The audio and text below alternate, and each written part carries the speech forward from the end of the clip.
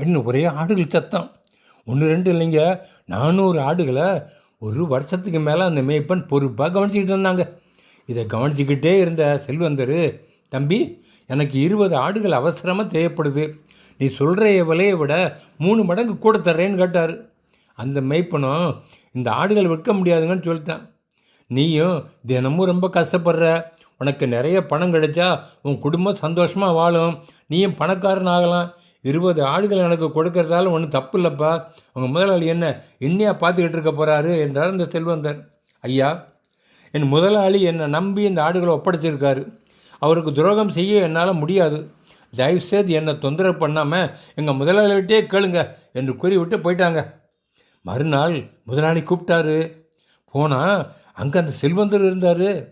முதலாளி, இந்தாப்பா, இவர் உனக்கு 2 லட்சம் கொடுக்க சொன்னார், இவர் இந்த நாட்டின் இளவரசர், உன் உண்மையையும் நேர்மையையும் பாராட்டி கொடுத்த பரிசு என்றார். மிகுந்த ஆச்சரியத்தோட மனதார நன்றி கூறினாங்க இந்த மேய்ப்பன். ஆமாங்க, நீதிமொழியில் 28:20 உண்மையுள்ள மனுஷன் பரிபூர்ண ஆசீர்வாதங்களை பெறுவான், ஐஸ்வர்யவான் ஆகிறதற்கு தீவிரிக்கிறவனும் ஆக்கணிக்க தப்பான்னு பைபிளும் அட்வைஸ் பண்ணுது ஃப்ரெண்ட்ஸ். பை.